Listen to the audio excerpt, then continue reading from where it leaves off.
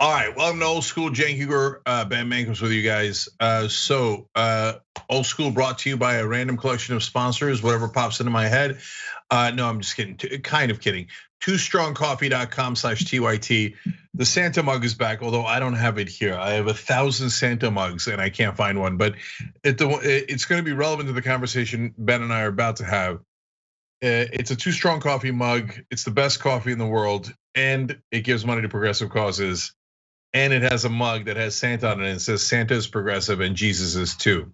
So send it to conservative family members to trigger a conversation, but the one we're about to have, and I think that it might be helpful. Anyway, TwoStrongCoffee.com/TYT. I'll throw in a random plug for Aspiration because I love them. Aspiration.com/TYT. You can get up to 5% interest rate, which is unheard of. It's like 83 times better than what you can get in a regular bank. In some accounts, check all the details there. And at the same time, they don't put your money into fossil fuels or private prisons or any of that junk. So you feel good about yourself and you get the best rates. Aspiration.com/TYT. All right, Ben. You know, you and I, we're gonna talk. We got the circumcision pictures, so you're gonna see some of them tonight. So you have that to look forward to. Okay, is Santa a communist? That's partly what we're gonna start with.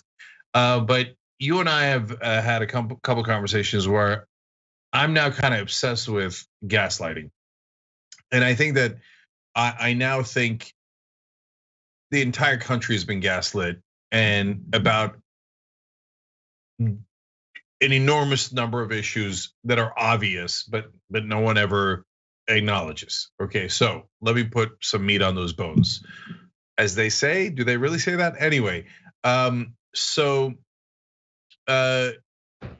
Jenk. Yeah. Ben just dropped off the call. So we'll call him back. Are we live? We are live. All right, we are having technical issues tonight. David Schuster was also supposed to be on, obviously on Rebel headquarters and a bit of a legend, but he got knocked out by a storm. I didn't realize there was a storm in LA. Man, Old School has been riddled with technical problems. I'm not saying TYT.com/join to get us more resources so we don't have these technical issues, but I kind of am. All right, Ben's back. So Ben, I've been talking about gaslighting, and now I think the whole country's being gaslit on a bunch of issues. I'm gonna start with the one that I'm driving Anna crazy with by mentioning it in every abortion story. But I don't want to focus on it too much. I just want to use it as an example and move on. So in the Bible, there's Numbers 5:11-31, which I don't have to tell you about, Ben. You know, and those are my favorite numbers. Yeah. It's numbers, a random collection of numbers in the Bible. Look it up. So can I just point out that I feel like the Numbers chapter in the Bible was a placeholder, and then they just published. And they were like, Oh man. All right, fine. Just keep it. It's too embarrassing. We can't recall and we can't do it all. It takes like a year to print one. So just leave it. 100%. So it's like the Daily Show. If you don't know for the audience out there, I know you know, Ben, but they didn't have a name for the show. So when Comedy Central was planning it, they just kept calling it the Daily Show because it was supposed to be daily, and they didn't have a show that was daily yet. And then they were about to go on air, and they're like, I don't know, let's just call it the Daily Show. It was just like, is Numbers, was that Mark or was that Joseph or was it Bob who wrote that part of the Bible? I don't know, man, but it's got a bunch of numbers. Call it Numbers for now, and we'll come back to it. We'll come back to it, yeah. So in Numbers, it tells you what you're supposed to do if you think your wife's cheating on you. And so, hey, it could be handy, could be useful. So they say if you think she's cheating on you and she got pregnant, take her to a priest and he'll concoct this basically poison, this potion, and they explain how he does it. And it's like, Bible gets needlessly detailed on some stuff. And they're like, oh, he's gonna sprinkle a little bit of this. It's like a witch's brew, okay? And then you make her drink it. Obviously, she doesn't have a choice. The priest makes her drink it. And then if she didn't cheat on you, don't worry, the poison won't work, and the pregnancy will remain intact. But if the bitch did cheat on you, God's gonna get her, okay? And so he will cause a miscarriage, and then the baby will be aborted. So there is no question at all that the Bible is pro-abortion. You could go, it's not my Bible, you could go look it up in your own personal Bible. It's Numbers 5, 11 through 31, okay? And it is clear as day. So now, of course, the other side has 1,000 excuses. No, but in another part of the Bible, God said breath. And then another one, he said the sky. Those are not at all related to abortion. This is directly, if you think your wife cheated on you, the priest will give you poison and we will abort the baby. God will abort the baby, okay? Yet all the priests know that. All the clergy know that. All the reverends know that. The pastors know that. And then every day they come out and they lie to their congregation. And everybody's like, oh, okay, cool. Yeah, that's fine. And so we just all pretend that the Bible is against abortion when it's actually in favor of abortion. Well, that's kind of amazing. I don't want to say the words, to be fair to them or to defend them, but I just mean obviously they don't all say that it's because it's in the Bible. They just say it's the word of God, and they're, like Joseph Smith, they transmit the word of God, and the Catholic Church at least, and most churches have come out against it, and they represent God. So there's a lot of ways that it gets. Yeah, they do. It's not like the media made it up in this case. It's the religious leaders made it up. No, the popes, etc., say, oh no, yeah, the part where God aborts the baby doesn't mean anything. The part where he said, I breathe, or you breathe, that means that he's against abortion. They made it up. Yes, that's right. That's the part they made up. You're right. And then everybody just pretends that they didn't make it up, and we move on with our lives. And again, I don't want to get stuck. But they pretend that they didn't make all of it up. It's all made up. Of course, it's all made up. I cast no aspersion on believing in its message, but obviously we know these are stories, right? There's no way how many years after Jesus' life was it written? 200, 300? 300 years. I used to know, but yeah, between 70 and 300. And one thing you can say about the year, say 0 to 300, is that the storytelling and the record keeping was immaculate. You took the word right out of my mouth. I swear to God, I was going to say immaculate. Yeah, if there's one thing you know about a story that's been passed on from one person to another, to another, to another, to another, to another, to another, 300 years later, it is exactly as it happened. It's exactly as it happened, right? Yeah, and they couldn't, they didn't write it down. They just, but they got it right because they were serious. They were like, I want you to remember this, and I want you to remember it clearly. They would say, and then the person would pay very close attention. That's right. Yeah, and it wasn't. And in the Council of Nicaea, when they decided which gospels would go in the Bible and which would be just burned, okay, well, it was the ruler that decided that. I bet the ruler didn't care at all what was in the Bible. He was just trying to figure out what God said. I bet how it affected him and his rule, he was totally unconcerned about. Because I hear that ruler was just an angel. So no, he cared. What he was most concerned about was sort of eliminating the wealth gap. But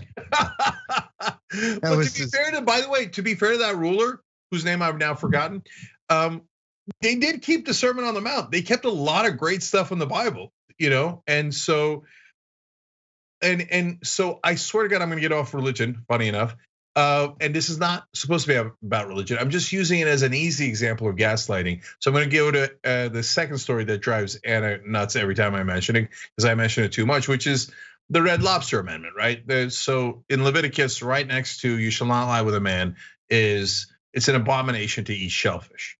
Yet, and by the way, that one, a lot of people know. I would say most people know that, right? And then, well, no, I don't think most. Well, people. no, you're right. Many people, but many people know. Yes, but a lot of widely know. Yeah, like the abortion one, the priests and the pastors and stuff know, generally speaking, but almost no one else knows. Yeah. But the shellfish one, a lot of people know, and they're like, yeah, we just don't want to focus on that one. Yeah, it's the inerrant word of God, but we like lobster and shrimp, and we don't like gay people.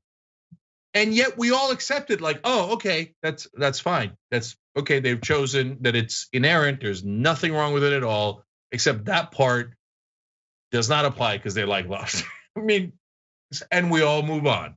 So, okay, now getting off of religion, but let's we go to Santa, right? So Santa is beloved by the right wing. He gives stuff away for free, literally.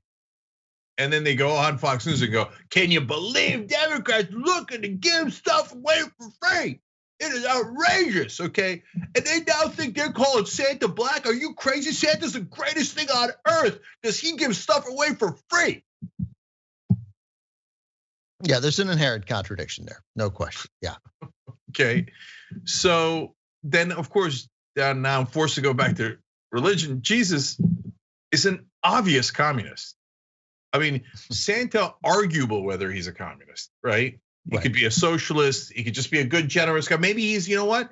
Maybe Santa's a billionaire, but he's super generous, and so he just makes the elves do all the work and gives away their work for free. Okay, so maybe he is a capitalist after all. But Jesus says, give away all of your private property to the needy. It would make Karl Marx blush. He'd be like, "Oh, really? Oh, come on, yeah, well, you got some stuff, right? I mean, it's not right, yeah." Karl Marx is like, "Wait, I don't even keep the profits of Das Kapital because I feel like I wrote it. I should get something for it, right?" Which well, I didn't know this. Did you know? Apparently, Karl Marx's parents were rich. I did not know that. Yeah, and they lived in a cul-de-sac. That's what I hear. I didn't know that. Yeah, I do remember when you'd go see the Marxes, like, you couldn't, like, it was tough to get out. You had to do a 3-point turn because you couldn't get out at the bottom. Right. Like, why is they're obsessed with this cul-de-sac? Carl, Groucho, they're all in this little, area, and you got to do the 3-point turn. So, but we lost these battles by not fighting them at the time, right? Because we didn't think it was important to fight at the time. Right, I mean, but that the Jesus was a communist, or Jesus was a socialist, or Jesus was at a bare minimum believed in, just forget putting a label on him because that sounds sort of inherently a little bit silly. But that Jesus believed in and didn't believe in the accumulation of wealth. That seems pretty obvious. Like when sort of religious zealotry took hold, we didn't fear that it was going to become a dominant political thread in the country, and we didn't step in to fight it in the manner that you're suggesting now. I mean, we still don't fight this. I mean, we're staring at it again. I presume your initial point about Amy Coney Barrett also was, about abortion is that we had a conversation. For both Barrett and Kavanaugh, suggesting that reporting is they say it's settled law. They believe in decisis, right? Yeah. Decisis. Thank you. But we know that wasn't true. I mean, one who paid it. No, we all. This is not a surprise. It doesn't make it any less galling or any less horrible. But there's nothing that could not have been expected happened. The only people who didn't seem to expect it were some people who reported on it, which is oddly ironic. Yeah, well, no, it's unfortunately it's not ironic, and that's actually ironic. Yeah, that's actually the heart of what I'm going towards here. Like and I don't know that you're gonna love this point, Ben, but I think the media has gaslit us into oblivion. So we like the governor of Mississippi, which you're going to be shocked to find out, Ben, is a Republican, was on CNN, and so I can't. We had this discussion. I don't want to get sidetracked on this either. I generally can't stand Jake Tapper anymore, but he did a good job on that. And then people get confused. Well, why are you giving him credit for that? Because I don't have a weird blood feud with him. When he does good, I say he does good. When he does something wrong, I point out that he does something wrong. Anyway, so he had a good interview there, and he asked him about how poorly they're performing in healthcare and infant mortality, et cetera. Good set of questions, right? And so, and in the midst of that interview, the governor said, the other side has killed 62 million babies since Roe v. Wade. And we all moved on like, oh yeah, of course, the Republicans say the Democrats have murdered 62 million babies. And then when Schumer, about a month or so ago, did the mildest speech ever against Republicans, Joe Manchin pretended to be outraged, and then every Republican, and then Fox News, and then it leaked into the mainstream media like, oh, Schumer, man, he is just too tough on Republicans.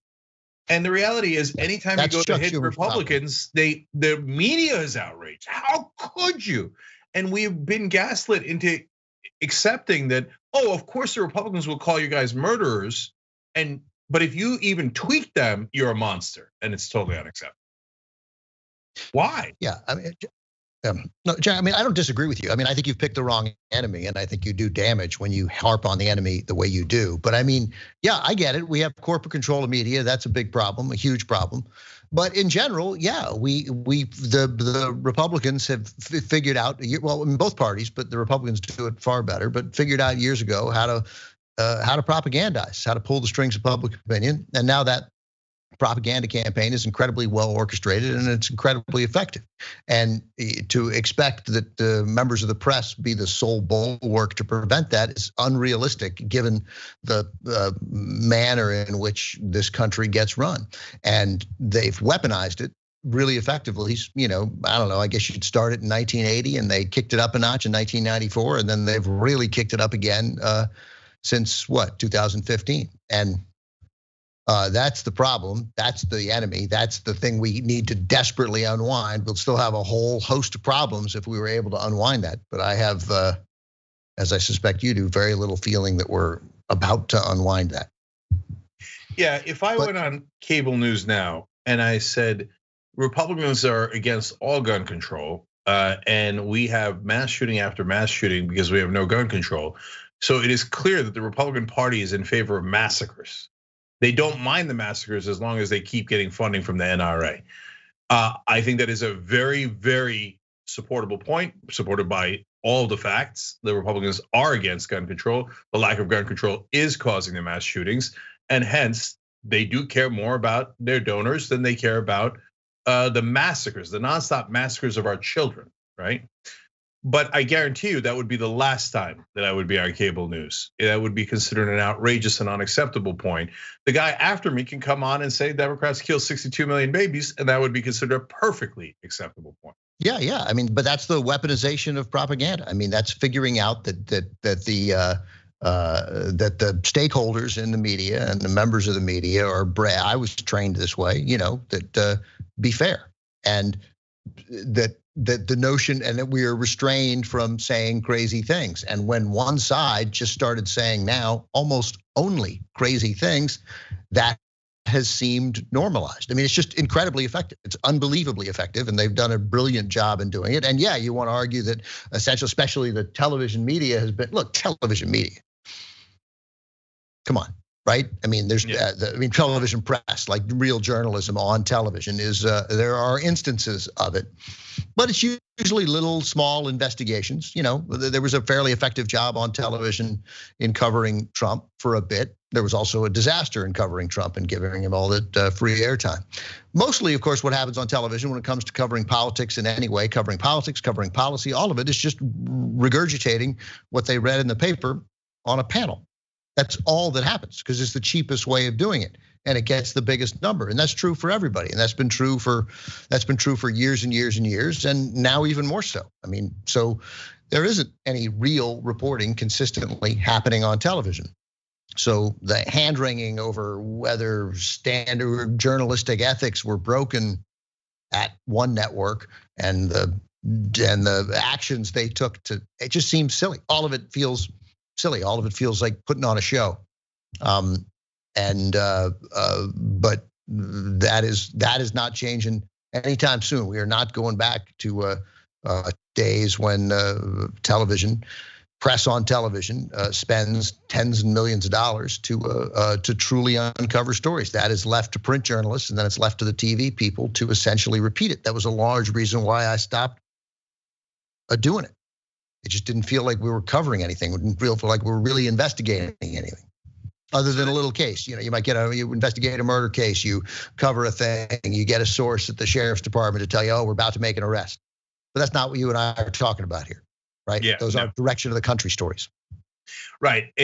What's amazing is I just pulled up media because I thought I saw a headline and I skimmed it real quick. And yeah, Dana Milbank from the Washington Post, which most people and would consider, as mainstream establishment media as you could possibly get, right? I don't know what you mean by most people. I mean, a good percentage of the country would say that they're radical leftists. I mean, they'd be wrong, but that's what they would say. Right. No. But I'm saying like folks in power would even say, yeah, Dana Milbank from the Washington Post, yeah, he's mainstream media, no question, right? And they might even agree to the somewhat pejorative establishment media, right? And so not a progressive in any way, shape, or form. And so he just was on CNN apparently saying, what are we doing? The coverage so far is apparently now slightly more negative towards Biden so far than it was towards Trump in mass for media. And he's like, here, I'll give you a quote. He said, it's not bias, it's the actual words we're using. So we are as negative as a collective media on Joe Biden, if not more so than we were to Donald Trump at a time when he was trying to overthrow democracy. That is a tremendous indictment of the whole industry. It is. You're right. It's an indictment of the entire industry, and it is. It's not. It's just not an accident. The idea was that they will always equate A with B, always, and so B or A, depending on where you want to put them, figured out we can say almost anything, and that will be our side. And then there is a desire to be negative, right? And to feel like you're being fair. And well, Biden hasn't accomplished all that he set out to accomplish, but we all know why he's been unable to accomplish it. I mean, his party has been almost entirely with him, with very few exceptions, occasionally on the left, but mostly two people on the right have slowed up the agenda almost entirely, coupled with every single Republican. So on policies that, as you know, and you repeat and say all the time, on policies that are enormously popular with the majority of the American people. So that leads me to my final point on this. And I get that it's kind of a downer topic, but I bring it up here not because of the politics so much, although I can't help but this obviously get into that in a big way here, but just to get you to think like, hey, I've been told a lot of stories in my life, right? And I wonder how many of them are totally BS, because you get told a story and then you assume it's true, especially if it came from an authoritative source or a source that you trust, and then you don't ever question it again. I'm telling you, you should question all of those stories. It doesn't mean they're all wrong. You shouldn't assume that they're all wrong, but you should just do like a little inventory, like, wait, is it true? X, Y, Z, right? I don't want to get into religion to offend people, but anyways, you get it, right? So then the final part of that in the political world is like we got used to mainstream media never talking about the donors when everyone involved in politics is obsessed with the donors. And when an off-air conversation, almost every politician would acknowledge that they spend 50% of the time trying to get the donor money. Yes, I mean, if they're talking to their staff, they will very readily acknowledge that they will basically do what the donors say, right? They don't say it in those words usually. They have code words and stuff. But all of you know it. I don't have to convince you. It's super obvious that they're doing what the donors want.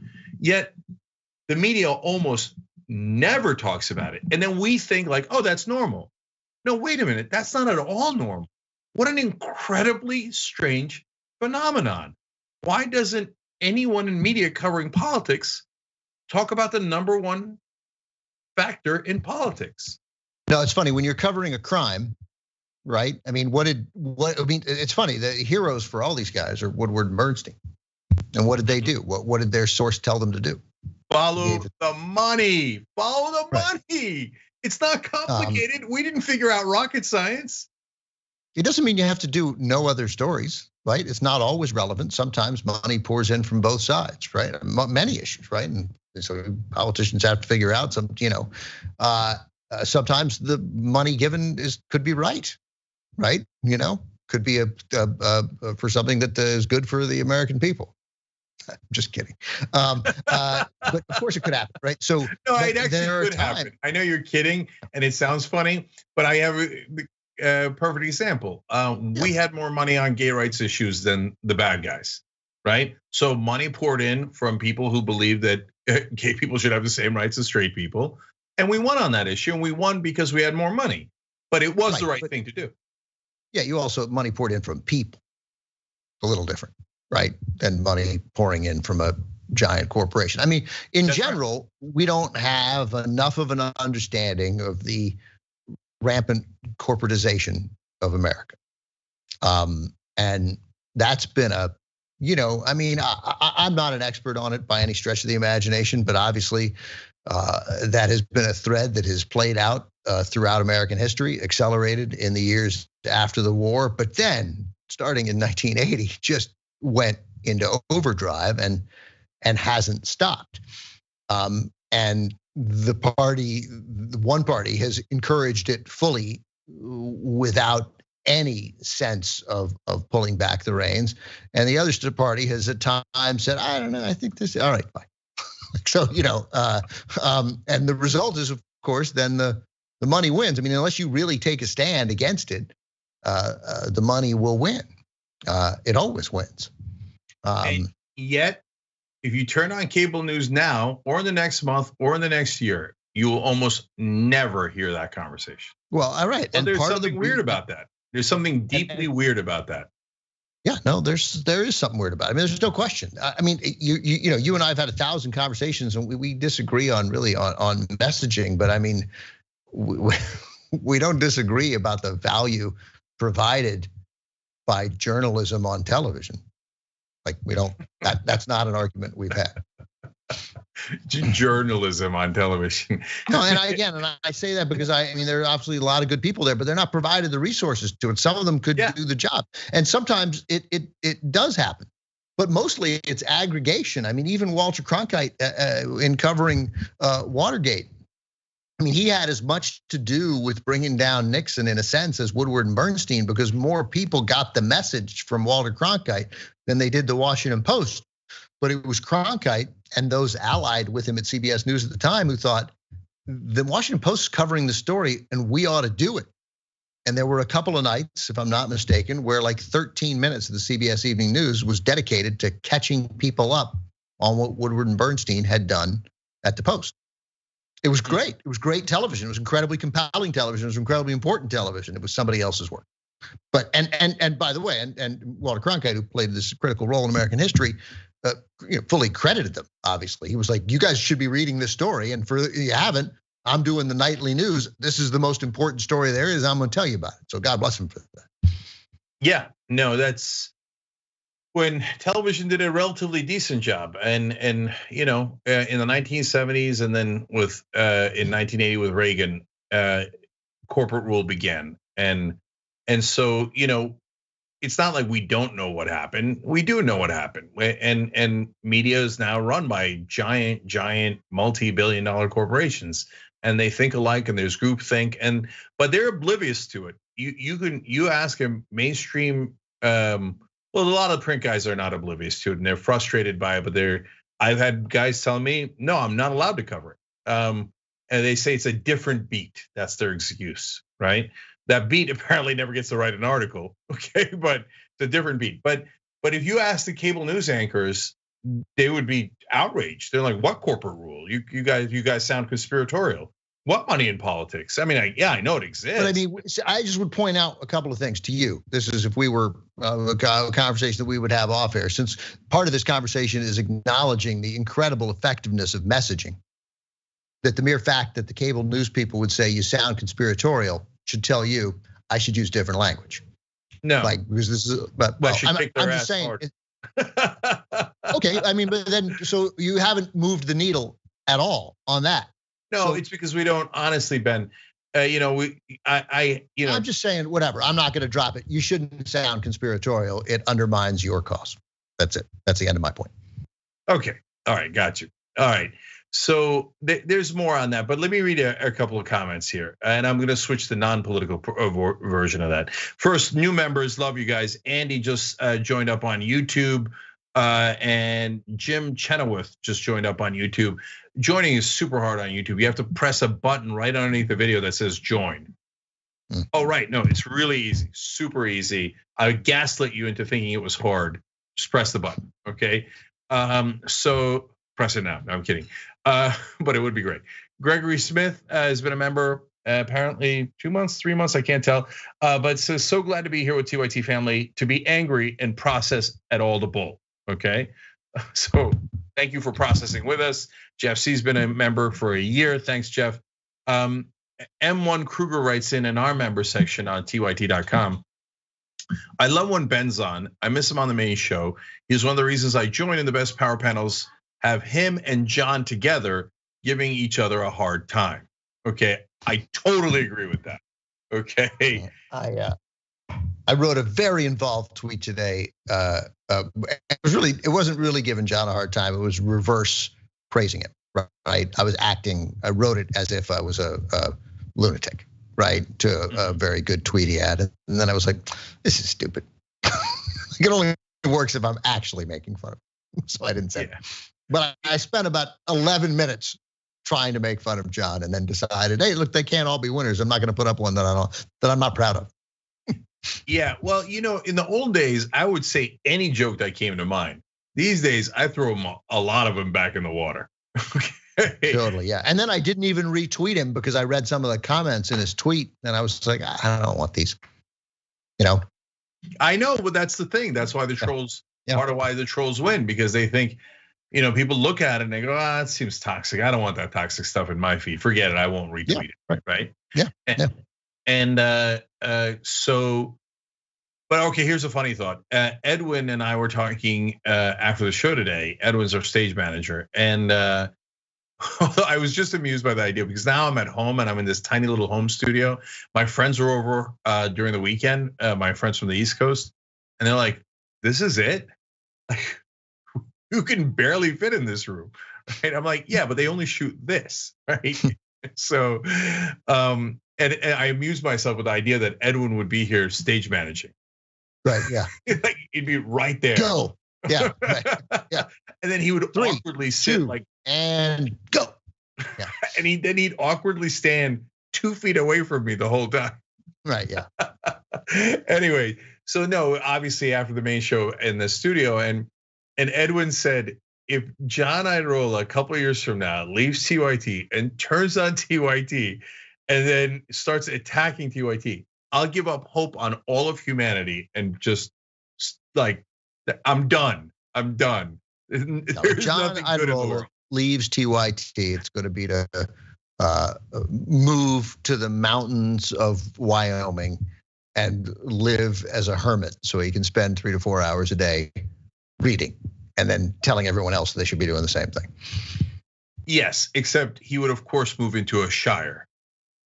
He would definitely move into a shire. Yeah, and I'm watching as we speak on a screener that I have for work that I have to do. I'm watching Dune right now, and the most significant thought that I have throughout watching the movie is I really should be watching this with John. Oh yeah, John.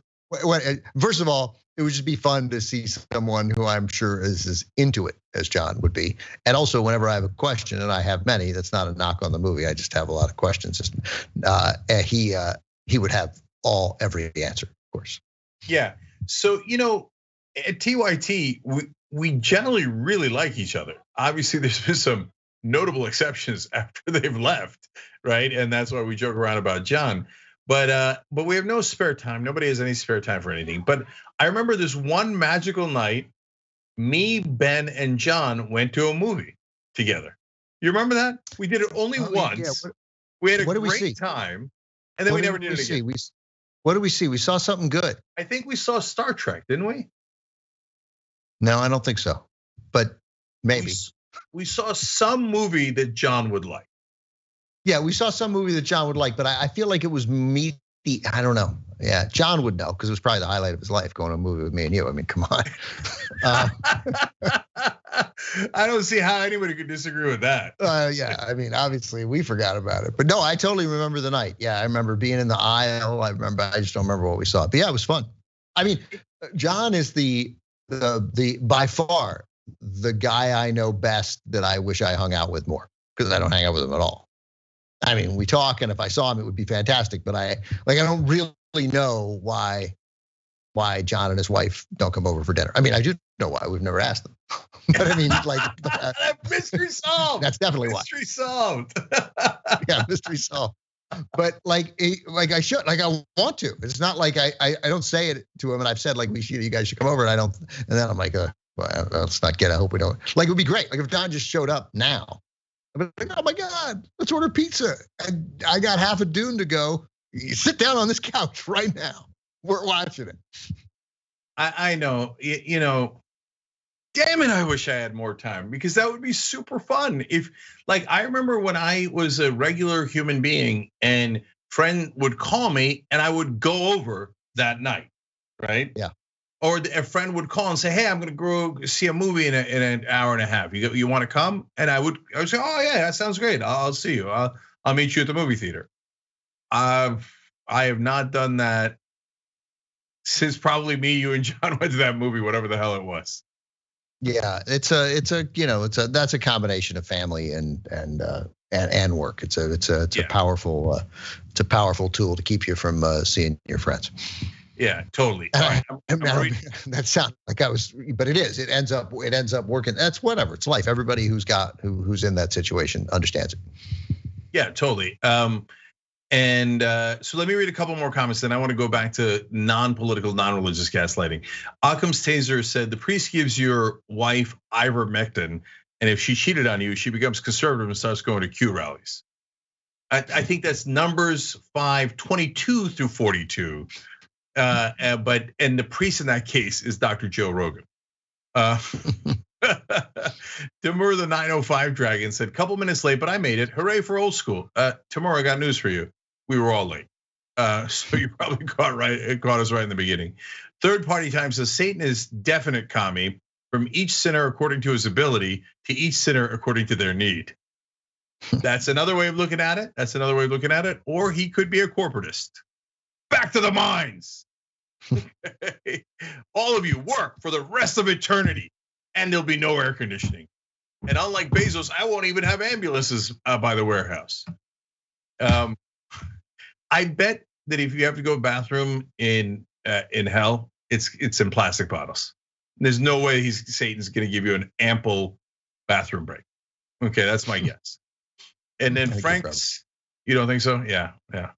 And then, okay, hold on. Before I do the last comment, do we think that that people have to go to the bathroom in hell? Like or maybe do they always have to go to the bathroom? Maybe they always have to go to the bathroom, right? It's like the Job, but with a full bladder. Yeah, imagine like you really, really have to go to the bathroom, like both, right? But you can never go, and it lasts for eternity. Yeah. That, by the way, that actually does sound like hell. It makes me want to be a little bit better person. just in case. Is there? Well, on the other hand, are there bathrooms in heaven? And is that a good experience? I don't know. Oh, you don't know? Yeah. I assume priests get asked this. Do they ever answer? I don't know. Yeah, I don't know. The good ones would say, yeah, I don't know. No idea. Yeah. All right, actually, I have fun religious questions for you in a second. I'll do the last member here though. Frank Scanlon wrote it. I just got my Santa mug and 2-pound bag of coffee today. Frank, much love, brother. There you go. They've got these giant packages now for. Do you have a Santa mug you could show us, Shank? I do have a Too Strong coffee mug. This is one of the handmade mugs. We made in America by a wonderful progressive woman. Okay, and they're really, really cool. They have a bundle. One of the bundles is like $152 value, but only $100 right now because of Crimea. Okay, Too Strong coffee, very progressive, but loves Christmas. Okay, so toostrongcoffee.com/TYT. Frank, thank you for allowing me to do the free plug. Appreciate it, brother. And thank you for buying the coffee. And as you'll taste it, you'll go, yes, I knew it. I was right. This is amazing. And before the show started, before you guys had joined us, Jank was in the background desperately looking for the Santa mug and unable to find it. Hence my question. Yes. So my wife puts away my mugs. I have too many mugs. To be fair to her, that is true. I do. I have far too many mugs, and no one doesn't have enough mugs. Like no one really is like, oh God, I ran out of mugs again. Everybody's got too many mugs. Yeah. No, honestly, like our house is very medium size, right? And I, like everyone else on the planet, I dream of a slightly bigger house, right? And when I dream of that, really the only reason I dream of, I'm not even kidding. Like, I don't think I need any more rooms. Yeah, I'd like a bigger office, right? It's 2x2 here in here, right? Right. So we'd like an office where there's room for Edwin. Yeah. No, there's a thing that I have the printer on here, and then my desk where I have the camera, and I can barely squeeze by. I don't like to walk to that side of the room to exit because I hit my knee every other time. That's how small this room is. So yes, I'd like a slightly larger office, but mainly I want larger cupboards, okay, to hold all my mugs and to allow me to buy new mugs wantonly, brazenly, okay? I want to be slightly out of control with my mug purchases. This is always a dangerous thing to say, but I think the thing that irritates me most about my wife is the number of glasses she has purchased. And sometimes she'll buy we'll get a mug. She'll be like, I saw somebody, and I'm like, please don't buy a mug. All we have are mugs. We're overrun. And then we'll have glasses because you never know when 47 people are gonna come by, right? And I so desperately, I mean, I've said this so many, I so desperately want a life where we have 8 mid-sized glasses and 8 little glasses, and that's it. And 10 plates, 10 big plates, 10 little plates. That's it. We're 3 people. That's it. That's all we need. You want to have 10 more plates in the garage? Okay, right? Sure, fine. But I mean, if we have 47 people, I'm going to spring for it, and we'll rent it. I'll get it. It's not. I'll cover it. I'll cover it. That's okay. Yeah, I don't know that you and I disagree on anything more. I want more mugs, not less. Wendy and you would get along on this one. I mean, if she could, she'd smash half my mugs to pieces. And there's some chance she did with the Santa mug. So people put this on Twitter. When Mel Brooks put out his wonderful new book, which he sent to people, right? Mel Brooks, All About Me, right? Mm-hmm. You send it to people, and then you send it to people in the media or whatever, and you put it like it's a care package. And it was a super Jewy care package. There was a bunch of stuff from Zabar's in New York, including a Zabar's mug, right? And there was Zabar's coffee, and there was arugula or something like that. And I don't remember what was in there, but little, and so some food too. And it was fun. And I only wanted it because I saw that other people got it on Twitter the day before, right? And I was like, why does Mark Maron get it? Right? And then sure enough, the next day my package came, and I felt whole as a person. But when I got the Zabar's mug. I was like, great, a Zabar's mug. And then instantly I contradicted myself. And I was like, I should just smash it to the floor right now.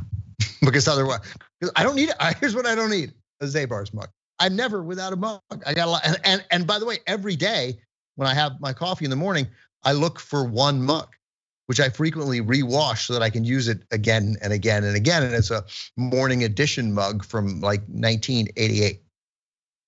Yeah. Now, the funny and slightly awkward moment where I say the last gift I got Ben was a mug. Oh yeah, you got a mug. But not only that, you also didn't get me a good hat. Like you sold getting me a hat. And I love this hat, but I thought it'd be awkward if we both had the same hat. And I got this from Wyoming, and it's an awesome hat. Yeah, and your large Wyoming mug, because it's too big, that mug. Like you can't really drink coffee out of it. It's like 2 cups of coffee. And it's ceramic, so it doesn't stay hot, which is crazy that we drink coffee out of a mug that you better drink that coffee about 3 minutes before it starts to cool down. Yeah, that's like a double mug, and it's got like stuff on the outside, so it's a little bigger. It like protrudes, right? Because it's got like I think, doesn't the cowboy like stick out a little bit on the mug? I think he does. It's like a little bit. It's a pen mug. It's for pens. But you know what I have? Enough pen mugs. Okay, so here's how you know you're good friends. Number one, when somebody gets you a present and you go, I'm not gonna use this. Okay. I'm not gonna use it, I don't want it, and I wish you hadn't given it. And then the second part is, Ben, now every time my coffee gets cold, I think of you. Good. Because I'm doing 100 things at once. My coffee gets cold all the time and I keep drinking it. And every time I keep drinking it, I think Ben would be so disappointed. It's just not, I mean, it's hey Bobby, quiet. Yeah, coffee is meant to be it's meant to be served hot. Food is meant to be served hot that gets cold. Is frustrating. I'm gonna mute myself for a moment. Yeah. So my mom and my wife have always been super frustrated when the kids don't come right after they cook the meal, right? And so in the case of my mom, obviously the kids was me and my sister. You get it. And now that I cook breakfast, if the kids don't come right away, I'm like, well, it was perfectly good sausage 5 minutes ago, but now the fat is congealing. Good, it's okay. Eat it cold. See how you like it. So I tried to be thoughtful about that this morning because I make breakfast now most mornings, since my wife started working, and so I go. This morning I called, Josie, your eggs are ready. Josie, your eggs are ready. She doesn't even like them hot. I mean, she doesn't like anything that hot. She's like, oh, I burned my tongue. I'm 8. So I just went in and I was like, sweetie, when I call you for breakfast, no matter what you're doing, I'd like you to come. Maybe it shouldn't be important to me, but it's very important. And I was like, you can't handle it in a more mature way. Let's see if it sticks. I'm probably gonna have to repeat it a couple of times, but it might stick. But here's what's not working. Josie, Jay! Right? That's not working. That's not as effective. Yeah, 100%. And I have the point system. You do something good, you get a point. You do something bad, you minus a point. And that has stopped working with coming to dinner, going to school on time. I was doing -5, which is devastating. It's backbreaking. If we miss the bus and I have to drive him to the next bus stop, right? He was at like -40 before I was like, I give up. No, you're never gonna get out of this hole. Right, totally. Right. He knew it too. There's no point, right? What do I care if I'm -35 or -40? Like what exactly. Yeah, right. No, he even said it, and then when he said it, I was like, oh no, it's too late. I minus too many points. I over minus. Okay. And so you can't over minus. It ruins the whole system. And so these are so we didn't get to the circumcision pictures, but that's why God created the second old school episode for members. We're gonna do that. One of the fun things I want to ask Ben is, how many times has Ben been to temple? Okay, don't say it yet. I'm gonna do an over under, and then we'll see if I'm right. Okay. That's not really how over unders work, but we're gonna keep going. And how many times have you been to church? I want to get to that too. And And then I still haven't gotten back to some of the guests. Old school fans, right? We got a whole heap of stuff to talk about in the next episode. If you want to get that is just for members. That's why God created tyt.com/join. That was also in the Bible. That's Numbers 6:23 through 24. And it's just called tyt.com/join. Or you could hit the join button below if you're watching on YouTube. Okay, much love. We'll see you there.